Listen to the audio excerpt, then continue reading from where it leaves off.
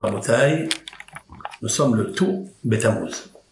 Le 15, en hébreu, le 15 Tamouz. Aujourd'hui, c'est un grand jour. La Hidoula de notre maître, j'ai nommé Rabbi Haïm Ben Attar, l'auteur d'un célèbre ouvrage, commentaire sur la Torah, qui a fait une grande considération dans le monde, que ce soit Sfarad ou Ashkenaz, le monde de la Torah. Qui ne connaît pas les Pérouchim merveilleux, délicieux, exquis, sur la paracha de Rabbi Haïm Ben Attar? J'ai nommé son livre intitulé Or HaHaïm, la lumière de la vie. Son prénom est Haïm. Lui, Rabbi Haïm Ben Attar est nommé sur son grand-père. Son grand-père était Rabbi Haïm Ben Attar, illustre rabbin. Et c'est de lui qu'il a étudié la Torah. Il raconte, Rabbi Haïm Ben Attar, dans sa biographie, c'est la préface et l'introduction de son livre Or HaHaïm HaKadosh, que son grand-père était un grand rave, un savant Torah. Mais sa spécificité, c'est de pleurer tous les soirs. Tous les soirs. Même les nuits de Tammuz, que nous sommes, qui sont longues, il pleurait pour le Horban Bet HaMikdash, la destruction du temple. Il pleurait comme une femme veuve qui n'a pas d'habit, qui est pauvre, qui n'a aucun moyen, et qui pleure pour très fond de son âme, de son cœur, pour son mari qui l'a quitté. Bien sûr, je fais allusion à la Shekhina. La Shekhina est comme une femme qui est vêtue de noir, un vêtement déchiré, qui est pauvre, les larmes sur ses joues, comme il est marqué dans les prophètes de Jérémie, Echa, Vedimata al lehya, et sa larme est sur sa joue. Il pleurait toute la nuit, il n'a jamais passé une demi-nuit dans son lit. Il étudiait la Torah après le Talmud, et Rabbi Haïm Ben Attar était témoin que de cette scène de son arrière-grand-père. Et toute la puissance Torah, toute la Kedusha, il l'a extraite de son grand-père, Rabbi Haïm Ben Attar. Donc nous avons deux Rabbi Haïm Ben Attar. Harishon, le premier, le grand-père, et le second, celui qui a écrit son pirouche, Rabbi Haïm Ben Attar. J'expliquerai tout à l'heure, à part son pirouche qui est général sur toute la Torah, mais il a 42 commentaires qu'il a écrits sur la paracha de Bechukotai. Bechukotai étant les lois dogmatiques de la Torah, c'est d'étudier la Torah. In Bechukotai telechu, be'et mishpatai tishmu, mitzvotai tishmu. Donc on parle des mitzvot qu'on va observer, mais on parle de Chukotai, c'est-à-dire l'étude de la Torah. Comme l'expliquait Rashi, au nom de nos maîtres, les sages, Shetiyu Amelim Batorah. Que vous fassiez des efforts dans l'étude de la Torah. Que vous peinez dans l'étude de la Torah. Si on veut trouver un homme, il y a 250 années, qui nous a quittés, et qui était le prototype, exemple, de l'amour de la Torah, et de que le sacrifice d'un être exceptionnel de l'étude de la Torah, c'est Rabbi Haïm Ben Attar. Comme a dit le Rav Hida, de mémoire bénie, son élève, son disciple, il a dit, sa main gauche, c'est-à-dire la faiblesse, était dans le travail, mais sa tête et la main droite étaient dans l'étude de la Torah. Toute sa tête et toute sa main droite, c'est-à-dire sa main forte, sa main de bonté, qui est min hacheb en sahaïl, la main droite, était plongée dans l'étude de la Torah. Il a écrit sur ce Imbechokotai Tederu, il a écrit 42 pirouchim exceptionnels. Ces 42 pirouchim lui sont apparus quand il était dans la galoute, il était dans l'exil, parce qu'il a accepté sur lui l'exil, parce qu'un jour, il a entendu un homme riche salir, vexer, offenser un Talmid Chacham pauvre. Et ce Talmid Chacham n'a rien dit. J'expliquerai cela. Et Rabbi Haim al-Attar était à côté et il n'a pas dit un mot. Il est écrit dans le Talmud et dans le Zohar que si on voit un homme humilier un autre homme, ça c'est bien sûr, c'est interdit, il faut dire des mots, il faut dire quelque chose.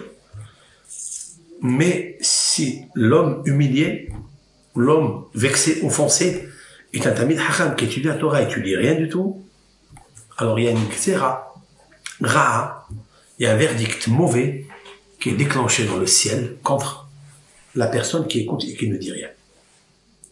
Rabbi Haim al-Attar lui est arrivé une anecdote de ce genre, et il a dit, du fait que je n'ai pas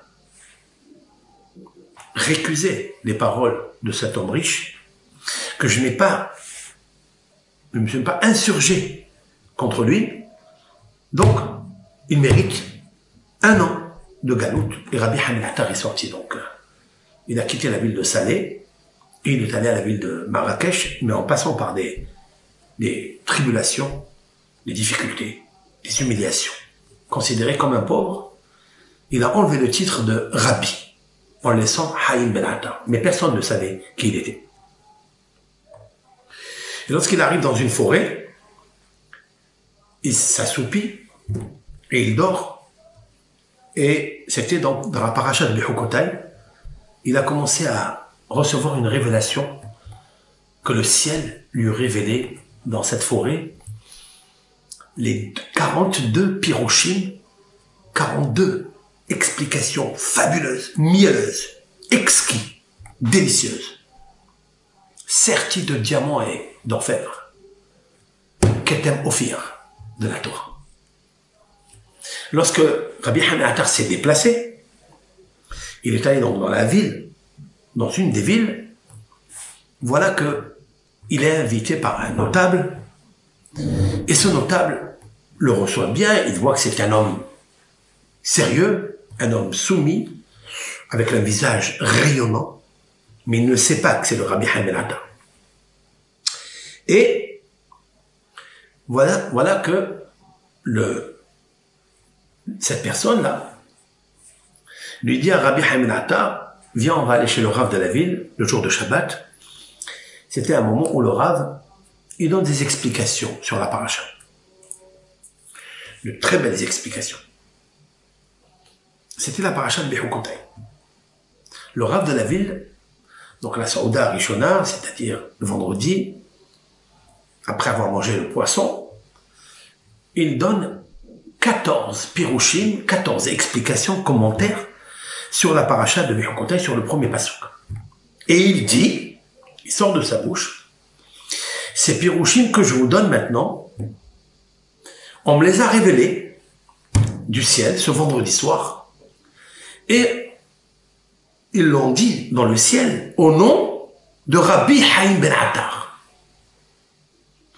Lorsque Rabbi Haim ben Attar, qui était donc un invité, mais ils ne savent pas qui il est, puisqu'il est en galoute, il a accepté de se faire humilier, de se taire. Habituellement, quand on connaît la sagesse, on a envie de la dire, de la diffuser. C'est le but. Mais il est des fois qu'il faille une restriction par l'amour de la Shekhina, qui est en galoute, et pas s'enorgueillir même de la Torah. Il faut faire très attention. Et donc Rabbi Haim al-Attar entend ce que le ciel est en train de dire par la bouche du Rav, que Rabbi Haim ben Attar a révélé ses pirouchim. Lui, il a dit Haim ben Attar.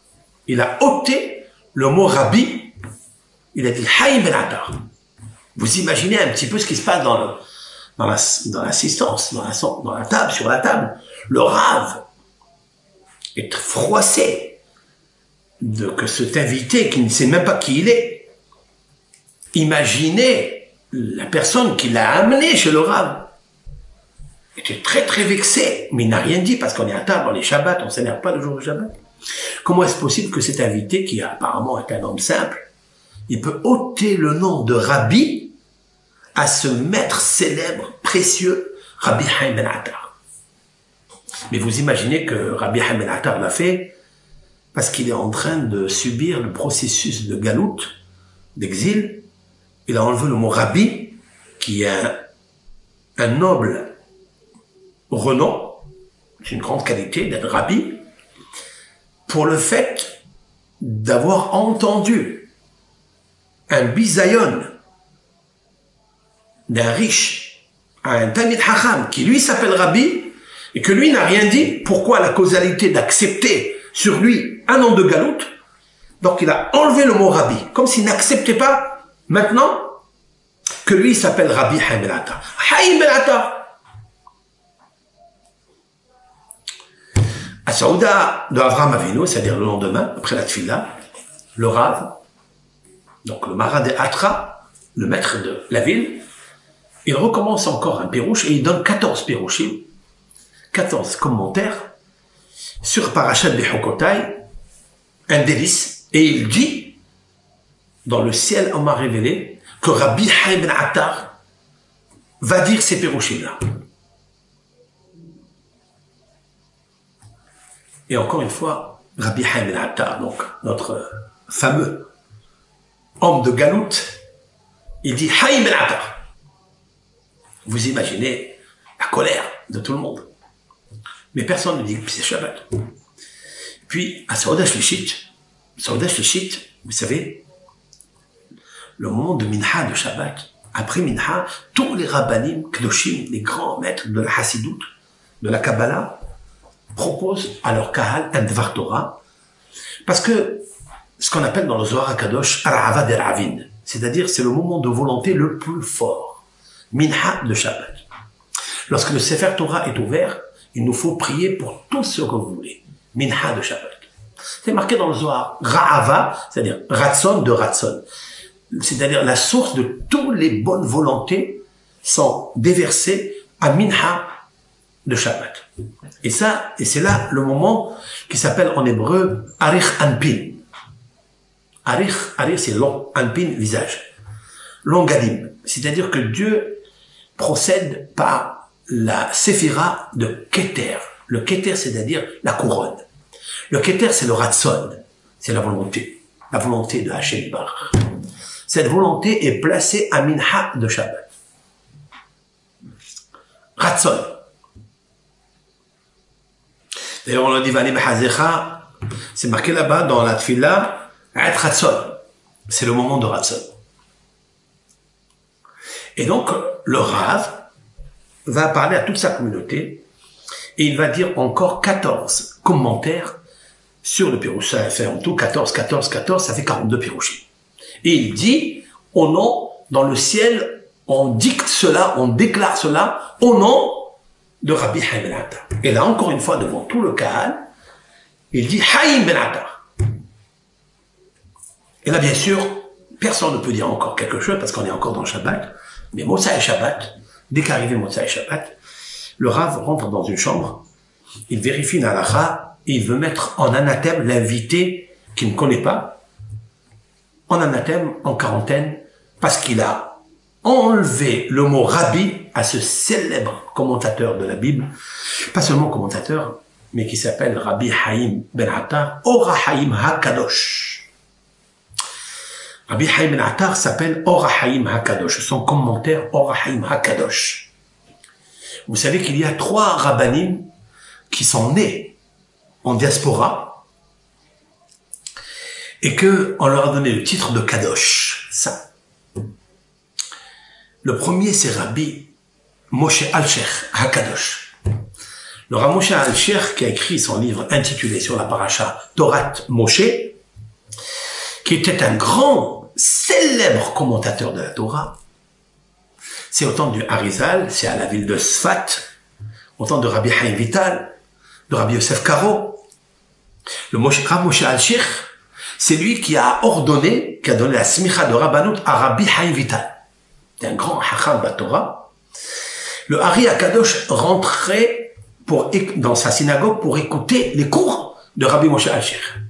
Son commentaire s'appelle Torah Moshe. Et lui, on lui a donné le titre de Alshich Hakadosh. Il est enterré à Tzfat.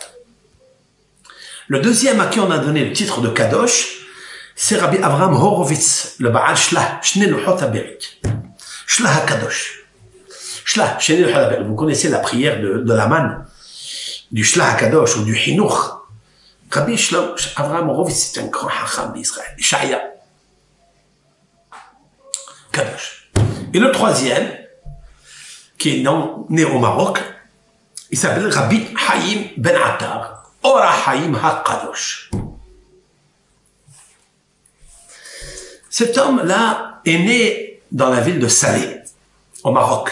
C'est une toute petite ville. Il y a entre Rabat et Salé, c'est ma ville. Rabat, c'est ma ville. Au Maroc, la capitale du Maroc, au Hachem. Là-bas, je suis né. J'habitais la rue de Marseille. Je suis venu à Marseille. Le 18 rue de Marseille, je suis venu à Marseille et je me suis joint à mon conjoint le 18 juin, en 78. Au Hachem, il y avait 1 kilomètre de Rabat à Salé. Il y a la mer Atlantique qui sépare entre le bourg grec, le Oued, en arabe on dit le Oued, c'est là-bas où on nageait un petit peu. Eh bien, dans cette ville qui est très petite, peu d'habitants, Rabbi Haïm Ben Attar est né. Mais elle était petite, mais elle rayonnait cette ville dans le Maroc entier et dans le monde entier. C'est allé même jusqu'à la bouche et aux oreilles de Rabbi Israël Baal Shem Tov, le Baal Shem Tov, le fondateur de la Hassidoute. Baal Shem Tov. Le Baal Shem Tov a dit d'ailleurs que si j'avais rencontré Rabbi Haïm Ben Attar, lui et moi, on aurait eu la force d'amener le Mashiach. Melech HaMashiach. Le Mashiach s'appelle aussi Haïm. Comme ça, il dit le Rav Hida. Rabbi Haïm Yosef Azoulay, il dit que le Mashiach s'appelle aussi Haïm. En fait, il y a une grosse question parce que dans le Talmud, il n'est pas mentionné qu'il s'appelle Haïm. Il s'appelle, dans le mot Mashiach, même Shin, Yud, Het, même c'est Menahem, Shin, c'est Shilo, Yud, Yinnun, et Het, Hanania. Voilà les prénoms du Mashiach. Alors comment il peut dire qu'il s'appelle Haïm? En fait, chaque tzaddik a une neshama. La neshama, elle est posée dans son prénom. Et la neshama de Rabbi Haïm Akadosh, Rabbi Haïm Ben Attar, le fait qu'il a donné un pirouche de la Torah, qui est Torah de Haïm, la Torah de Haïm, alors il s'appelle Mashiach. Pourquoi? Parce que tout celui qui lit dans ses livres, il est quelque part libéré de ses douleurs, de ses tsarotes. On le sait, ça. Moi, je me suis toujours attelé à ce maître, parce que c'est mon commentaire favori, Rabbi Haïm Ben Attar. D'ailleurs, parmi tous les commentaires qu'il y a dans la Bible, le plus prisé, le plus considéré, bien sûr, à part les Rishonim, nos maîtres du troisième âge, Ramban et Ben Ezra, c'est très important que Rabbi Haïm Ben Attar, en Israël, il est allé pèleriner à Tibériade, là-bas, pèleriner Ibn Ezra, Ibn Gavirol, qui a écrit Ketel Malchut. Ibn Gavirol, ce sont les poésies de Yom Kippour, de Rosh Hashanah. Toutes les poésies, tous les slihot que l'on fait, ils viennent de Ibn Ezra, ils viennent de Ibn Gavirol, qui sont nés à Barcelone. D'ailleurs, il y a des rues d'Ibn Ezra, la rue d'Ibn Gavirol. Il est allé pèleriner, c'est le commentateur extraordinaire en Israël. Et en fait, Rabbi Haïm Ben Attar a mérité. Et pourquoi il a mérité tout ça? Parce que sa principale qualité, pour laquelle il s'est battu toute sa vie, c'est la modestie, l'humilité. Rabbi Haïm Ben Attar a toujours dit que Maran HaShulchan Aruch, Rabbi Yosef Karo, qui a vécu 250 années avant lui, a écrit dans sa préface sur le Shulchan Aruch que l'Éternel propose sa Torah, la lumière de la Torah, la vérité de la Torah, la vérité de la Halakha, la vérité de la dvikout b'Hashem à celui qui est modeste, celui qui est anav. Comme ça, il expliquait Rabbi Yosef Karo. Et il a rapporté une Gemara dans le traité Eruvin, page 13b. Il y a une bat kol, une voix céleste qui est sortie, qui a dit la halakha, la loi, il faut la pratiquer comme Bet Hillel. Alors que Bet Shammai et Bet Hillel se disputaient comme qui la halakha. C'est-à-dire le peuple d'Israël va se conduire comme qui? Comme Bet Shammai qui était exigeant. Et donc c'était sévérité pour le kavod de la Torah, bien sûr. Ou bien il faut être tolérant. Il faut être toujours exigeant pour lui et tolérant pour les autres. Il faut être cool pour ne pas que les autres coulent, se noient. Il faut apporter tout ce qui est d'abord halakha. Et dans le Shulchan Aruch, on le voit d'ailleurs, Rabbi Yosef Karo, bien qu'il faille se tenir à Karo, comme son prénom, comme son nom de famille, mais il faut toujours faire très attention à la générosité du Ham Israël. Et toujours voir le Ham Israël avec bienveillance et leur proposer toujours selon la halakha, dans le cadre de la halakha. Ne jamais sortir du périmètre de la halakha, haz v'shalom. Pas essayer d'être tolérant et de sortir des halakhot qui n'existent pas. C'est là où vraiment on va couler. Et après on recoule. Dieu préserve. Selon la halakha. Parce que dans le Harizal, c'est marqué que Adam Arishon, il avait 2 bras. Et dans le système séphirotique, la main droite, c'est le Hesed, et la main gauche, c'est la Gevura, la puissance, la rigueur, l'exigence de la halakha. Et le Harizal a dit que Bet Shammai était la main gauche de Adam Arishon. Et Bet Hillel, c'est la main droite de Adam Arishon. Et il a dit le Rav Hida, comme ça on continuait tous les Rav, Rabbanim Sfarad, qui ont toujours la main droite, c'est-à-dire ils sont tolérants. On le voit. Les rabbins du Maroc, c'était toujours des tolérants, selon la halakha. Rabbi Obadia Yosef, de mémoire pénible, ce grand tzaddik, qui connaissait les livres de Rav Hida et de Rabbi Haim Atar, comme ça par cœur, au bout des doigts. Quand on voit la majorité du Shulchan Aruch, on le voit, il penche vers la tolérance. Il faut être tolérant. Excepté, bien sûr, certaines lois où là, on n'est pas tolérant, c'est-à-dire les règles de tsniout, les règles d'adultère, has v'shalom, de la débauche. Pour cela, il n'y a aucun rabbin qui est cool, qui est tolérant, Dieu préserve. On est intransigeant sur cela. Parce que tout le fondement du judaïsme, c'est la tsniout du Ham Israël. On va voir tout de suite sur la paracha de la semaine, puisque le Rav est décédé donc aujourd'hui, c'est la lecture de la paracha de Balak, et je voudrais tisser, comme il était orfèvre, et qu'il avait une broderie d'un style tellement merveilleux. Et c'est là, d'ailleurs, la broderie qu'il faisait, il l'a fait aussi dans l'étude de la Torah, dans les psukim de la Torah. Comment il a brodé des pirouchim merveilleux, délicieux, dans son étude, les livres que nous avons. Orahim Kadosh surtout, à part les livres qu'il a commencé à écrire, c'est-à-dire le livre Hafetz Hashem sur le Talmud, qui est un livre très prisé, d'une profondeur insoupçonnée. Rabbi Haim Ben Attar, donc, était connu dans le monde entier. Mais on l'appelle Hakadosh par rapport à quoi?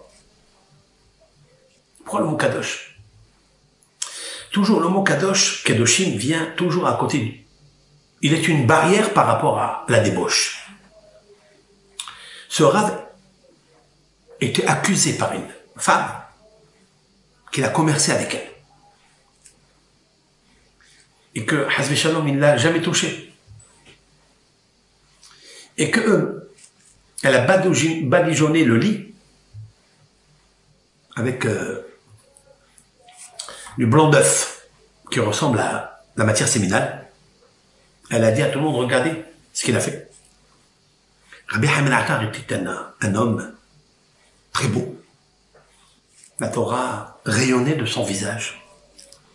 Il était orfèvre, pas seulement simple, mais il était à la cour royale, son magasin était connu de tous. Et on connaît la célèbre histoire avec la femme, avec la fille du roi. À Salé, ça s'est passé à Salé.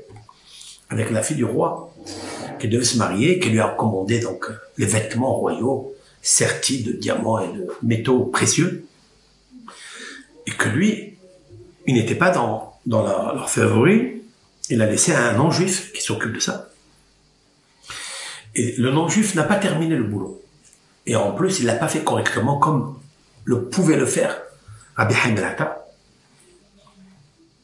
Et vous savez très bien que le roi s'est mis en colère et il l'a jeté aux fosses aux lions. Mais il a été complètement faussé de voir que les lions, non seulement qui n'ont pas mangé Rabbi Haïm el-Attar, mais au contraire, il avait des livres avec lui, puisqu'il a pris le sac de livres, c'est-à-dire, j'explique, il a eu peur pour ces commentaires qu'il a écrits. Il les a amenés avec lui. C'est eux qui l'ont protégé. Comme quoi, quelqu'un qui s'adonne à l'étude de la Torah, qui écrit des Hidushé Torah, qui écrit la lumière des lettres de noblesse de la Torah, eh bien, le roi est très noble avec lui. Et il le sauve, même des lions. Paraît-il que le roi est venu, et à son étonnement, il a vu Rabbi Haïm el-Attar en train de lire des psukim de Torah, de Tehillim, et les lions qui étaient là en train d'écouter le cours de Torah. C'est incroyable. Peut-être c'est les mêmes lions. Peut-être. C'est la réincarnation des mêmes lions de Daniel Hanavi. Nabucodonosor a jeté Daniel dans Megovade Arievata, dans la fosse aux lions. Peut-être c'est les mêmes lions qui ont écouté, qui n'ont rien fait à Daniel Hanavi. Peut-être si Hachem les a ramenés en réincarnation au Maroc pour écouter les Dvar Torah de Rabbi Haïm el-Attar, cette fois-ci. Il y a d'ailleurs une grande similitude kabbalistique entre Rabbi Haïm el-Attar et Daniel Hanavi. Ça n'est pas l'objet du cours aujourd'hui. En fait, comme il était lion dans la Torah, arié, eh bien c'est pour ça que les lions ne lui ont rien fait. Parce que la Torah, c'est le message de Hachem. Et vous savez qu'en haut, dans le ciel, il y a 4 physionomies. Il y a la physionomie de Anasana. Il y a la physionomie de Yaakov Avinu. C'est l'être humain qui est le choyer des patriarches et des êtres humains dans le monde. Il est gravé sur le trône divin. Il y a le bœuf, le shor, qui est comparé à Yosef, à Tzadik, avec ses cornes. Karner et M. Karnav. Il y a le Necher, donc le bœuf, lui c'est le roi des animaux terrestres, des animaux cachers, bien sûr. Vous avez le lion, le arié, qui est le roi lion, des animaux sauvages de cette terre. Donc le représentant se trouve en haut. Bien sûr qu'il n'y a pas ni lion, ni kissé, il n'y a rien en haut. C'est une imagination, c'est-à-dire ce sont des lettres. C'est pas des lettres Aleph, Bet, Gimel, Dalet, mais ce sont des séphirotes. Ce sont l'invisible, ce sont des mondes invisibles. Mais il y a une puissance, lumière, qui s'appelle Arié, qui est la Gevura, qui est la puissance, force du lion. Et vous avez le Necher. Le Necher, c'est-à-dire l'aigle. L'aigle qui est donc la volatile la plus haute, le roi des volatiles, que ce soit cachère ou non cachère. Lorsque le lion en bas, il ne touche pas Rabbi Haïm el-Attar, parce que Rabbi Haïm el-Attar est relié avec Yaakov Avinu en haut, par l'étude de la Torah. Ishtam Yoshev Ohalim. C'est un homme qui est assis et qui étudie la Torah. Un homme qui est assis, qui étudie la Torah, Yaakov Avinu le protège. Et donc Yaakov Avinu a un visage tellement magnifique. Le visage de Yaakov Avinu ressemble, dit la Gemara, mais chauffré de Adam Arishon. Il est la physionomie de Adam Arishon. Qui a donné les noms aux animaux? C'est Adam Arishon. Hachem Ilbarach a fait passer tous les animaux devant lui, Adam Arishon, dans le Gan Eden. Il lui a dit, comment s'appelle le lion? Il lui a dit, Arié. Il a dit, Arié, le lion. Pourquoi il l'appelle Arié? Parce qu'il s'appelle Arié. Mais pourquoi on lui donne Arié et pas Namer? Alors, explique les Mefarshim, Arié, c'est la valeur numérique Gevura, la force. La même valeur numérique 216. C'est aussi la même valeur numérique Re'ia, c'est-à-dire la vision. Quelqu'un qui voit le lion, il a peur. C'est aussi l'anagramme du mot Yir'a, la crainte. Quelqu'un qui voit le lion, il a crainte de lui. Mais Rabbi Haim Ben Attar est relié avec Adam Arishon, c'est-à-dire avec Yaakov Avinu, par l'étude de la Torah, par le Keter Malchut. Et pour ça, il n'a pas peur du lion. Parce que le lion, c'est qui l'a nommé Arié. Adam Arishon, Yaakov Avinu. C'est pour ça qu'il lui a rien fait. Autrement dit que Rabbi Haim Ben Attar a regardé les lettres Arié, qui est l'anagramme du mot Yir'a, et le mot Yir'a, Yud, Resh, Aleph, He, on ponctue le mot Yir'a avec I, Hirik, Shva, et Kamatz, et le lion il fait rien du tout. Ça veut dire que je lui ai enlevé la substance de la Gvura, et je l'ai prise pour moi. C'est ce qu'il a fait Rabbi Haim Ben Attar. C'est ce qu'il a fait Daniel, Begova de Arievata. Voilà, cette histoire, elle est connue. Elle s'est produite donc à la ville de Salé. Et tout le monde a su qui était Rabbi Haim Ben Attar par cette anecdote. Sa force est la Emouna et la Hanava. D'ailleurs, il est marqué dans les psaumes. Yadrech Anavim Bamishpat. L'Éternel, il conduit et il guide ceux qui sont humbles dans la justice. Et là, j'apporte une preuve à Rabbi Yosef Karo de ce pasouk, très intéressant. C'est sa conclusion que Hachem, il a guidé la yeshiva de Beth Hillel, qui était un homme très modeste, très humble, très effacé, comme le confirme le traité talmudique Shabbat, page 30, avec l'histoire du païen qui est venu le vendredi, qui a énervé, qui a voulu énerver Hillel, lorsqu'il attend 1 heure avant que Shabbat rentre, Hillel il rentre au bain, et l'autre il lui dit, Mikan Hillel, est-ce que Hillel est là? Même pas le président Hillel, alors qu'il était président de la communauté. Parce qu'il avait fait, cet homme-là, un dîn, avait fait un deal, et un dîn avec un pari avec un autre homme de 412, c'est-à-dire une grande monnaie de l'époque, que si tu énerves Hillel, je te donne 412. Si tu l'énerves pas, tu lui donnes 412. Il n'a pas réussi à énerver Hillel. Parce qu'il était un homme effacé. Et un homme effacé, dit le Talmud, Nohin va'aluvin, ayou. Parce que Hillel était un homme noah, c'est-à-dire calme, très calme, tranquille, intelligence tranquille, serein. Va'aluvin, et un homme humilié, un homme effacé devant Akadosh Baruch, devant la Torah, et devant son camarade Shammai. La halakha, elle est comme lui. Parce que celui qui a un ave, Hachem, il lui dévoile des lumières que personne ne voit. Comme ça l'a dit le Rabbi Yosef Karo. Voilà le passage que j'apporte pour appuyer ces paroles. Yadrech anavim bamishpat, velamed anavim darko. C'est le passage de Tehillim, David Amelech, c'est le trisaïeul de Hillel Azaken. Vous le savez très bien. Parce que Hillel est de la descendance de Yehuda, un Nassi. C'est pour ça qu'il devient lui aussi Nassi, devient président de la communauté, comme Yehuda, le fils de Yaakov Avinu. David Amelech aussi. Yadrech Anavim Bamishpat, il guide les modestes dans la justice, c'est-à-dire il les oriente à donner la halakha dans la tolérance. On peut faire le mishpat et on peut faire le tzedek. David Amelech a dit, Asiti mishpat va tzedek, baltanehen il oshkai. Je fais justice et charité.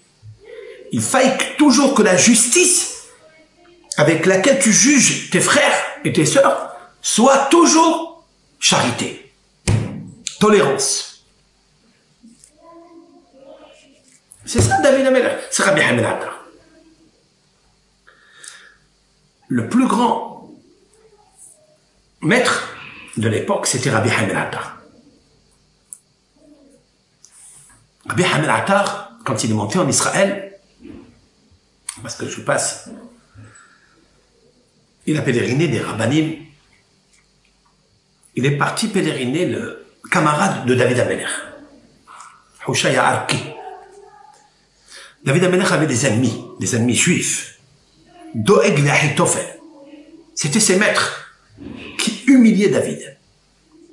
Et celui qui était de conseil très proche de David, Hoshaya Arki, il lui a fait beaucoup de kavod, il le conseillait, il l'a beaucoup aidé. Rabbi Hamid Attar, le premier à qui il a pèleriné en Israël, c'était Hoshaya Arki, le camarade conseiller de David Amelech. Je me demande pourquoi. Bien sûr qu'il y a beaucoup de raisons. Mais il me semble que Rabbi Hamid Attar, dans la Hanava de Rabbi Hamid Attar, grâce à sa Hanava, sa modestie, il a pu récuser beaucoup de déclarations d'athéisme, athéistes, qui se sont diffusées dans le monde.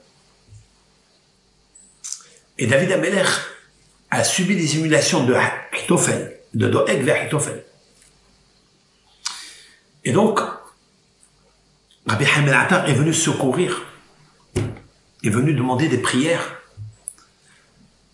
à ce grand sadique pour essayer de l'aider, que tous ces pirouchim de la Torah puissent récuser une somme d'athéisme qui arrive dans le monde.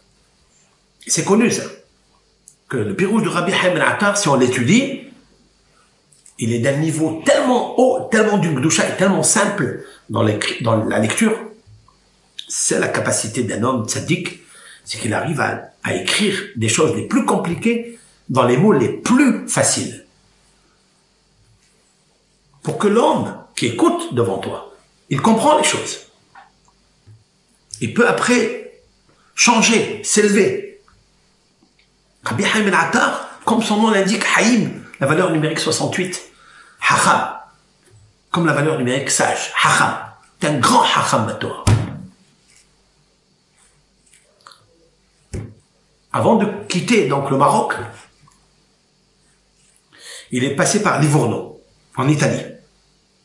Là-bas, il a imprimé son premier livre, Hafetz Hashem.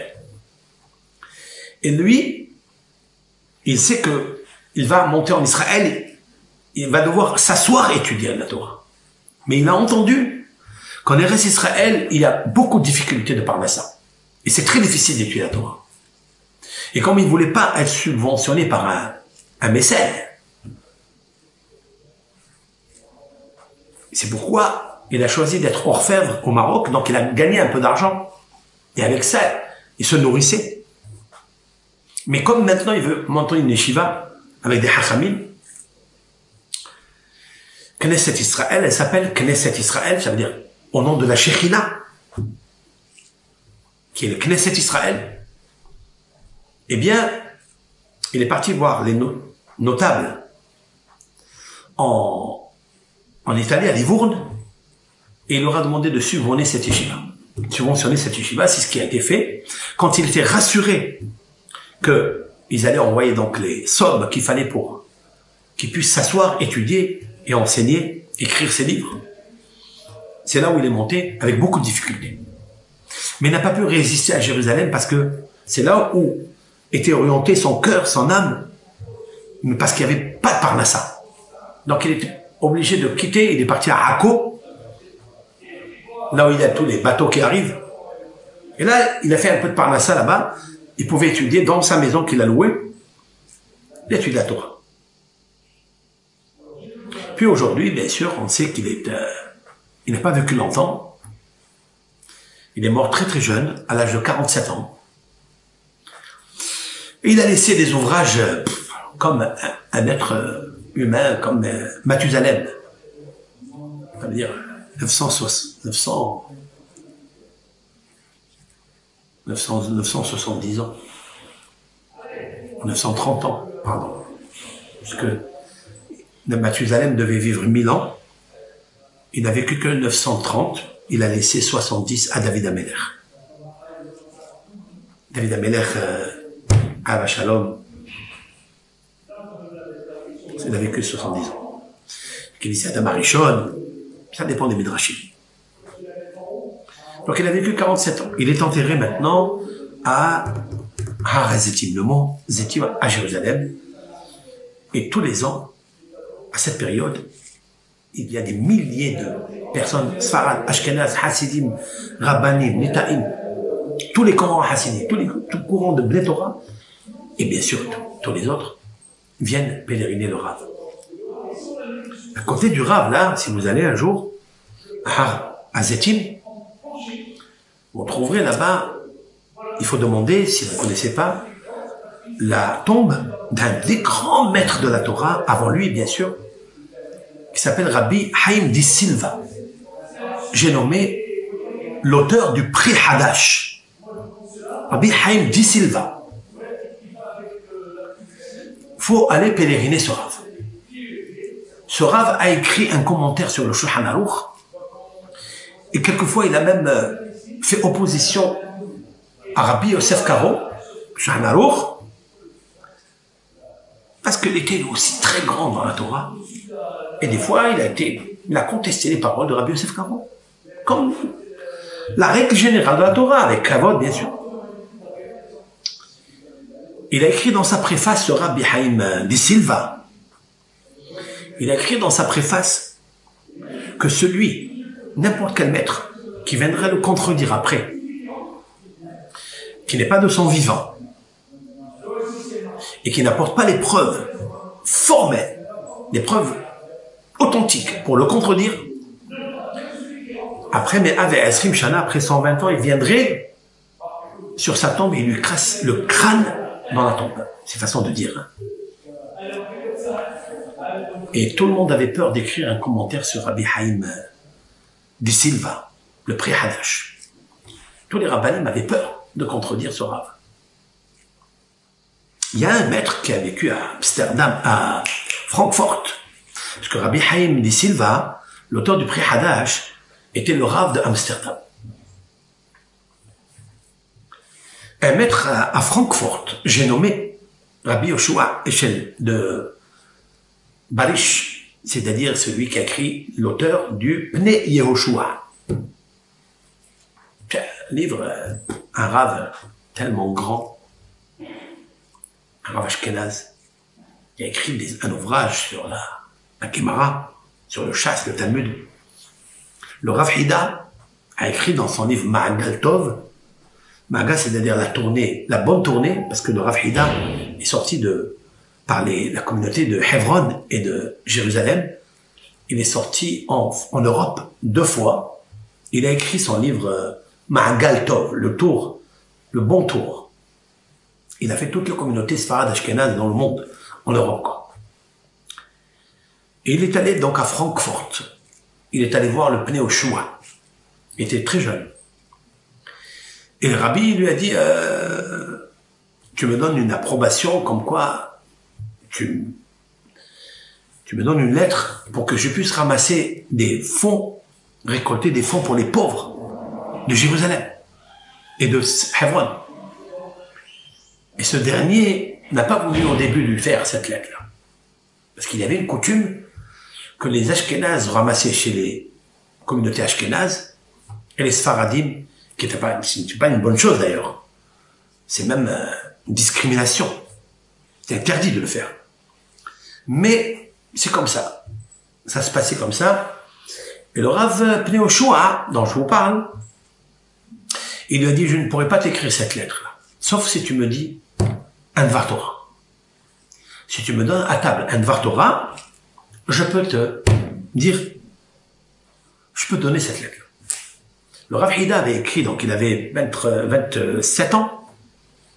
À 23 ans, il a écrit À 17 ans, pardon, il a écrit un livre, Sha'arei Tara, sur le traité, sur le traité Horayot, c'est un des traités qui a 14 pages dans le Talmud, mais qui est très compliqué.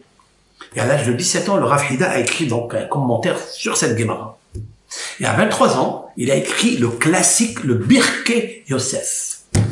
Birkei Yosef, c'est-à-dire les jambes de Yosef. Mais sur la halakha, où il a rapporté des milliers de halakhot qu'il a entendus, qu'il a vus dans les bibliothèques, des manuscrits qu'il a extraits, qu'il a retranscrits dans son livre Birkei Yosef. Il lui a dit, le Rav Hida au Pnei Yehoshua, il lui a dit, je suis l'auteur du Birkei Yosef. Et l'autre, il n'a pas cru. Le Pnei Yehoshua n'a pas cru, le Rav Hida. Il lui a dit, je peux pas te dire plus. Bon. Qu'est-ce qu'il a fait? Il lui a pas donné l'approbation. Il a dit, alors, dis-moi quelque chose. Qu'est-ce qu'il a dit, Birkei Yosef? C'est pour dire que, à l'âge de 23 ans, il a fini ce livre, et que dans le monde ashkénaze, au milieu des rabbins les plus célèbres dans le monde, le Rav Pnei Yehoshua, c'était déjà répandu, ils avaient ce livre dans leurs mains, et ils profitaient de ce livre.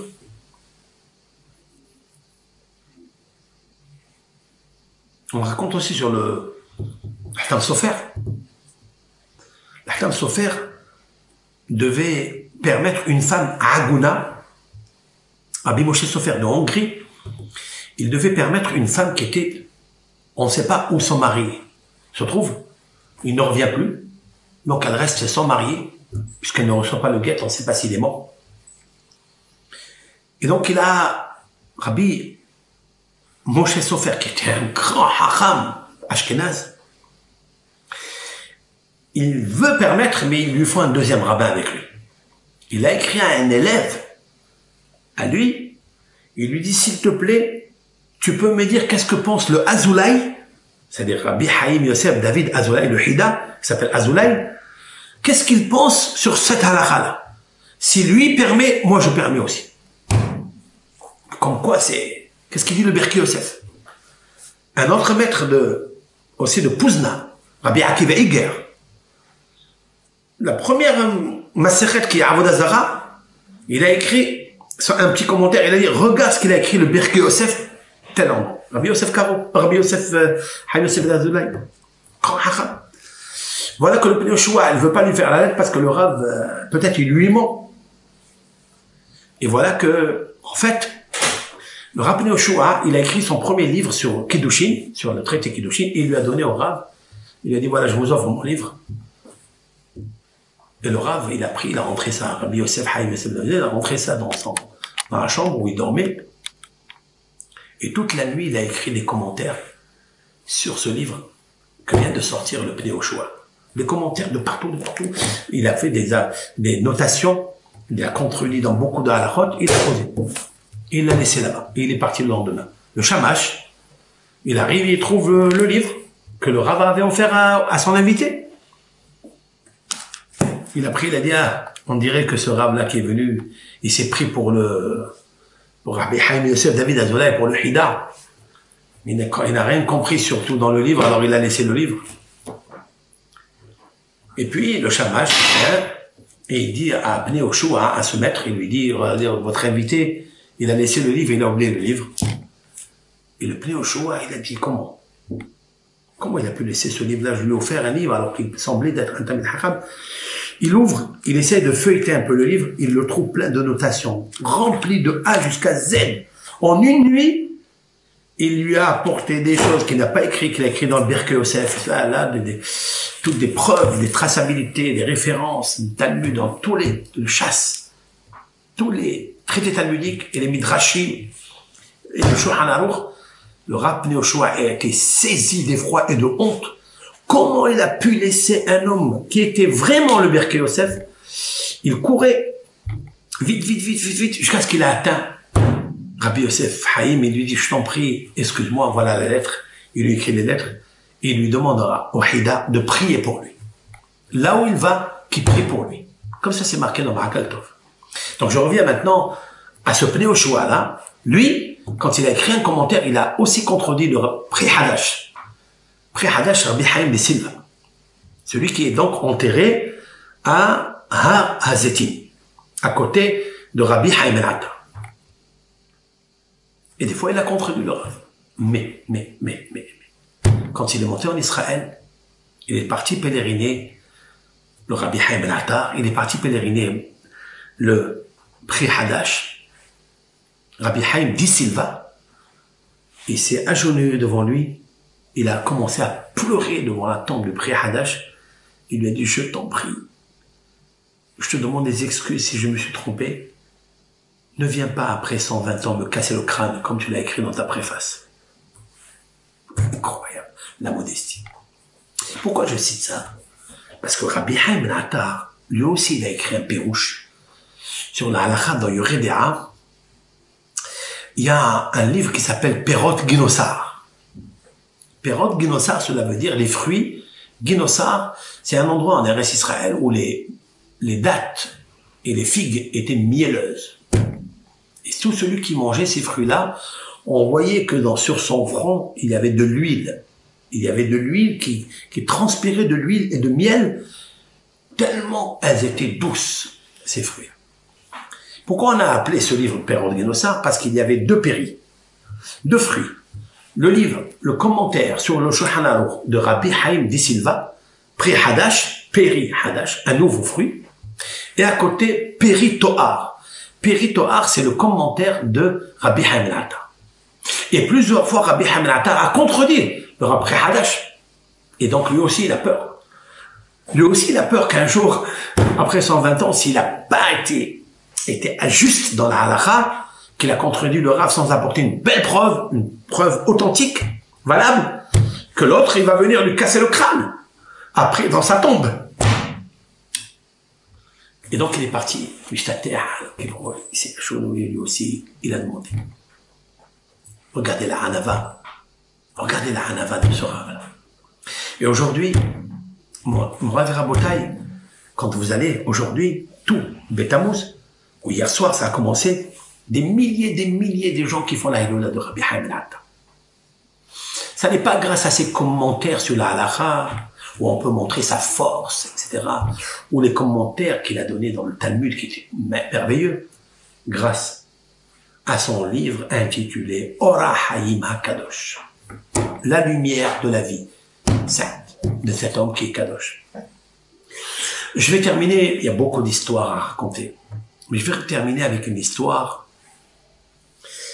qui a fasciné le Rav Hida et que le Rav Hida a parsemé dans ses 83 livres cette histoire de Rabbi Haïm al-Attar 5 fois, comme il a écrit dans son livre sur le Talmud Mar'it Ha'ayn. Là-bas, il raconte le Rav Hida sur son maître, que son maître lui a dit qu'il était émerveillé, ébahi d'un homme qu'il a rencontré en Eretz Israël. Un Talmid Chacham pauvre. Le Rav Haïm al-Attar a ouvert un Beth Midrash au début en Israël, mais qui était financé par un homme notable, un homme richissime. Il était un homme Yireh Shamayim, un homme craint de Dieu, qui a financé le Beth Midrash du Rav. Et là, ils étaient en train d'étudier tous les Talmidei Chachamim, et parmi eux, il y a un invité qui est entré dans ce Beth Midrash. Apparemment un petit peu pas propre dans ses vêtements, modeste, mais un homme très érudit.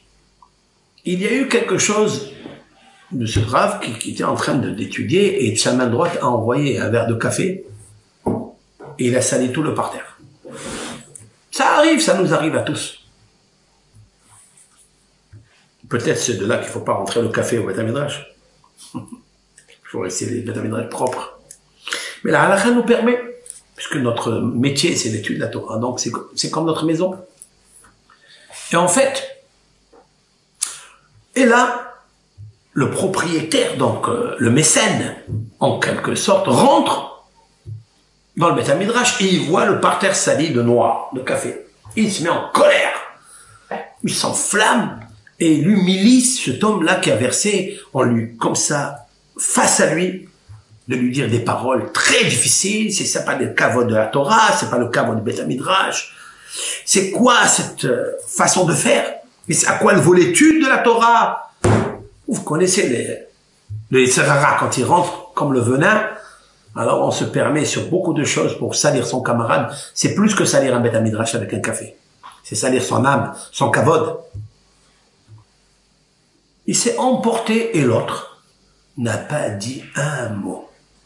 Il n'a pas sorti de sa bouche un seul mot. Rien. Et Rabbi Haim Ben Attar était là en train de subjuguer. Il était là, époustouflé de voir cet homme qui réagit pas, qui dit rien. Même pas il donne une argumentation comme quoi sa main droite, par le sérieux de son étude, il n'a pas fait attention. Il n'a rien dit. Et là, il a dit, cet homme-là m'a dépassé. Cet homme-là, c'est...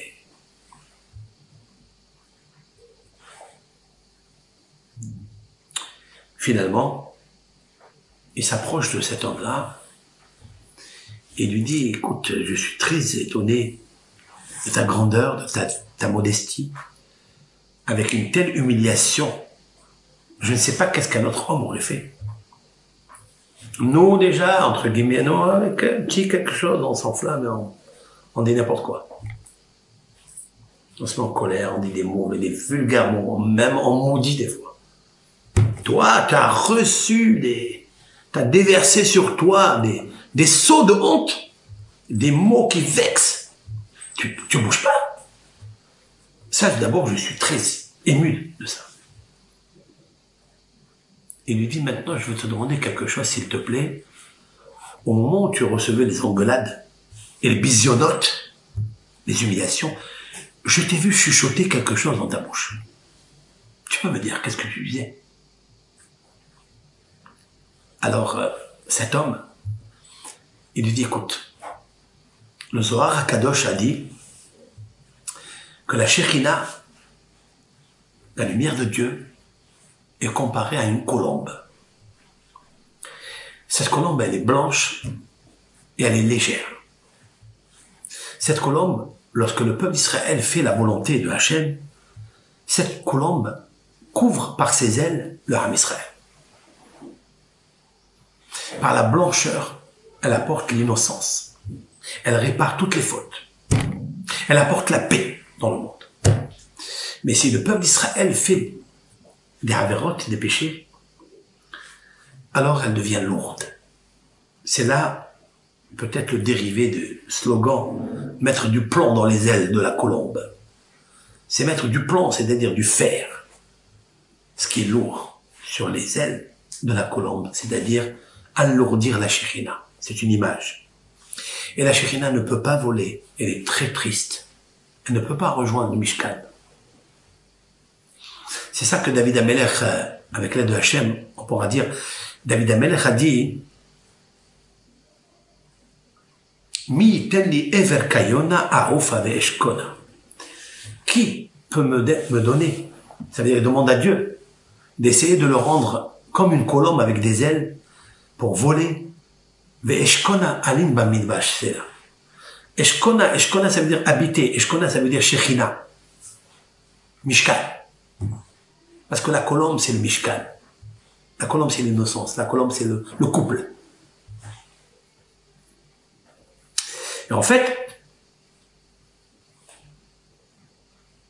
il lui dit la Shekhinah, là, au moment où il me criait cet homme-là, je voulais pas que la Shekhinah reçoive du plomb sur ses ailes. Je voulais qu'elle reste blanchie. Blanche et légère. Je voulais le shalom. Qu'est-ce que je faisais? Je pardonnais à cet homme-là. Pendant qu'il déversait sur moi tous les bisionnotes. Ah! Et Zekdouchak, là. Rabbi Haim Ben Attar est sorti de ses gants, comme on dit. Il a dit, cet homme-là, c'est le merveilleux homme que j'ai connu dans ma vie. Pardonner au moment où on te crie, faire mehila, de dire mehila, chose d'extraordinaire. Peut-être, c'est ça qui lui a valu Rabbi Haim el-Attar, à la fin de sa vie, de devenir celui qui pourrait être le Mashiach. Fin de citation, je raconterai juste ce que le Baal Shem Tov,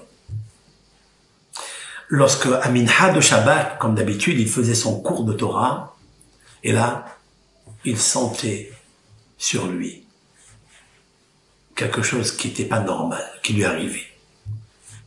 Les élèves ont immédiatement vu sur son visage apparaître comme le rouge, la lumière de son visage qui le quittait, et le blanc qui arrivait.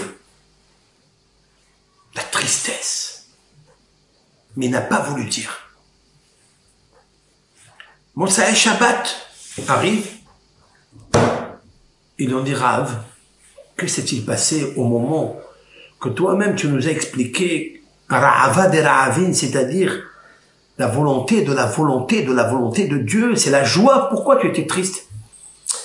Il leur a dit, Kava ner ha'ma'aravi. C'est éteint la bougie de l'ouest. C'est-à-dire, en parlant de Rabbi Haim el-Attar. C'est-à-dire, le jour de Shabbat, Rabbi Haim el-Attar est mort à Minha de Shabbat. C'est incroyable. Hein? Il était jeune. Très jeune, 47 ans, on a dit. Et donc, vous imaginez un petit peu comment la Kedusha de Rabbi Israël Baal Shem Tov, à Kadosh, qui a vu, qui a senti comme s'il était une partie de son âme, qui est partie, qui a disparu. Mais ça, c'est le moment propice pour recevoir la Shekhina, c'est à Minha, le Shabbat, c'est pour ça qu'il a senti ça. Voilà, je voulais donc faire partager mes réflexions sur ce jour-là de Rabbi Haim el-Attar. Son commentaire, bien sûr, que je cite dans tous mes cours, parce que c'est très précieux, ce son Rav. Et j'espère que s'accomplissent les paroles des tzadikim qui disent que si on cite un Dvar Torah de Rabbi Haim el-Attar, le jour de sa Hiloula, eh bien, il apporte les brachot. Vous savez pourquoi? Parce que depuis qu'il est décédé, sa bouche, dans la tombe, si l'on peut dire ainsi, son âme, n'a jamais cessé de dire des Dvar Torah. Puisse la bouche, les lèvres qui parlent, là où il est, puisse bénir le Ham Israël.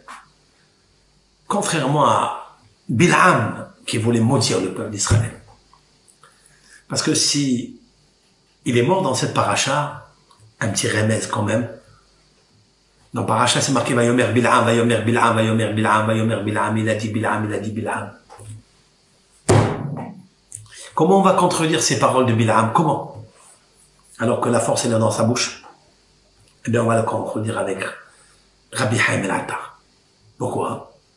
Parce que si vous prenez la valeur numérique Haim ben Attar, c'est la valeur numérique 399.